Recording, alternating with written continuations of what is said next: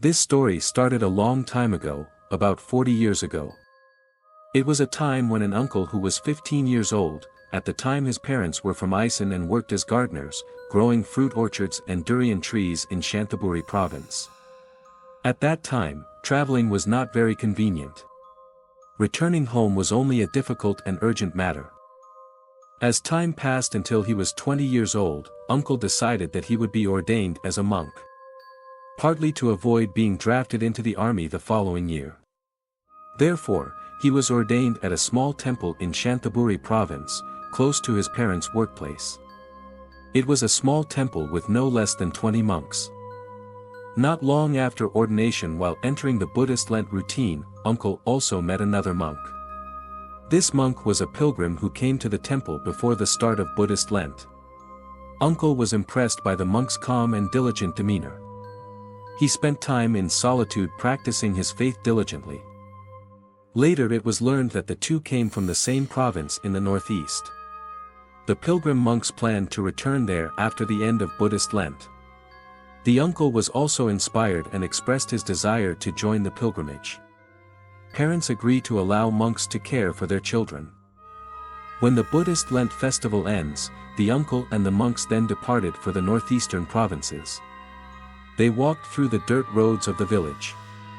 Walk barefoot through forests and rivers as part of the Buddhist pilgrimage. Through various difficulties and obstacles, and on the 8th day of the trip, at around 4 p.m., they arrived at a village in Rayong province.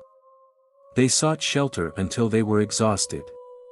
And one of the villagers took them to the local temple. When approaching the temple, the monk stopped at the archway. He stood still for 10 seconds before turning and walking away. He told Uncle that they should go to the next village. Even though I'm tired and want to rest, but Uncle followed along quietly. They walked until about 6 p.m. and reached another village. The villagers here saw the monks and ran to welcome them and invited them to stay at their temple. But this temple was abandoned without any monks. There hadn't been a monk at the temple for a long time. Could he survive there? The villagers reassured him that he could, so they accompanied the monk and uncle to the temple. The temple, situated next to the village, was abandoned. As they approached, Uncle felt a shiver run down his spine upon seeing a massive Bodhi tree, its trunk so thick it would take 3 people to encircle it. The villagers invited them to stay in the sermon hall, which stood near the temple's wall. The hall was in disrepair, with one side of the roof caved in.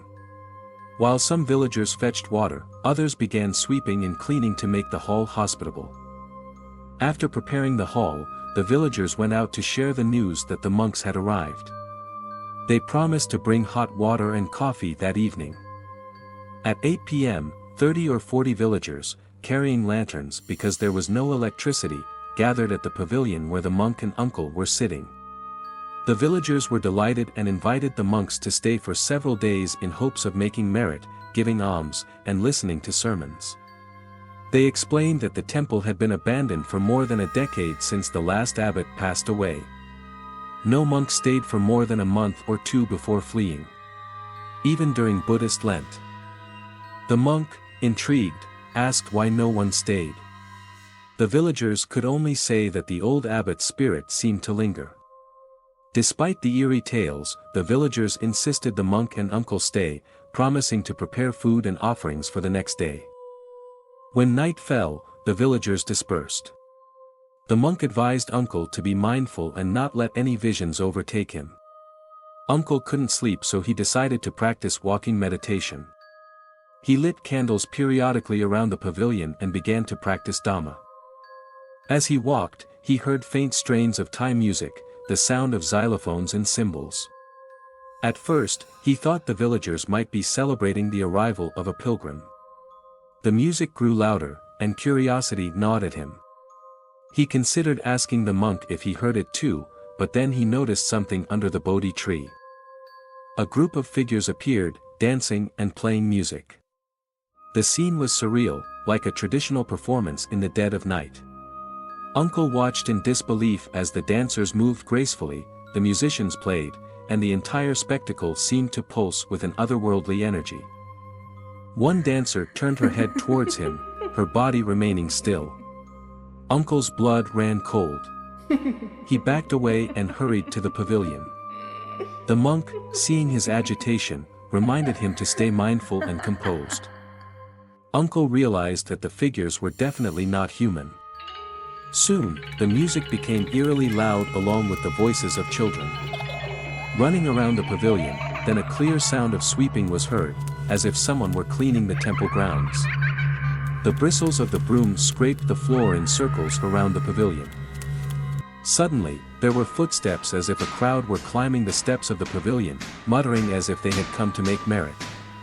Then a voice chanted, Yatha warivaha pura paripurenti sakharang. Another voice rang out,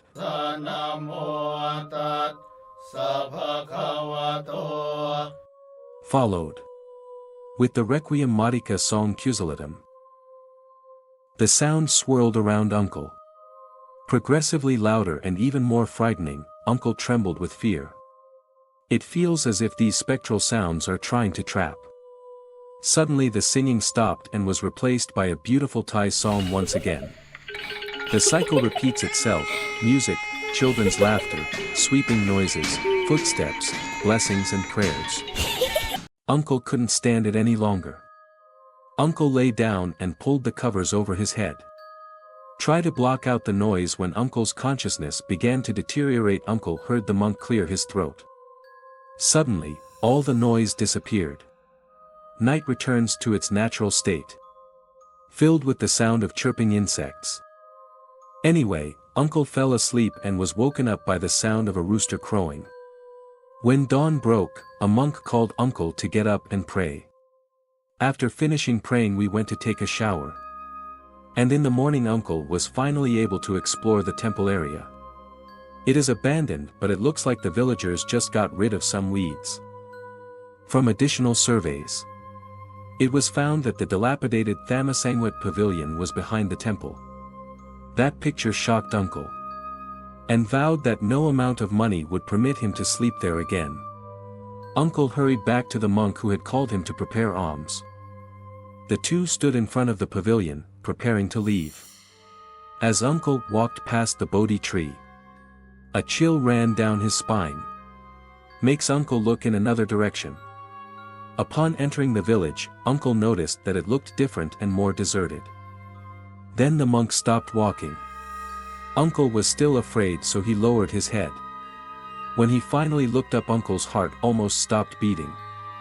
The whole village seemed deserted. There are only a few old rubber trees left that are the symbol of the community hall. The hall was just a skeleton. Just a pillar in a sea of desolation. Uncle's ears rang. And feel confused. Suddenly, two pickup trucks appeared filled with people. Villagers greeted him and asked if he slept in an abandoned temple last night. Uncle could barely process their words. Uncle's mind was still reeling from the experience of that night. After giving alms, the villagers left. Uncle and the monk were left alone. The two continued their journey. And when leaving the village, the uncle gathered his courage and asked the monk, "Teacher, are you not afraid of what we are facing?" The monk calmly replied, "I was not afraid because they were the ones who had come to invite us to the temple in that village."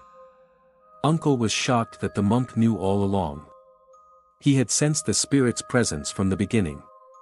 The villagers who greeted us that morning came from a village further away, where living things have moved. Leave the haunted area behind.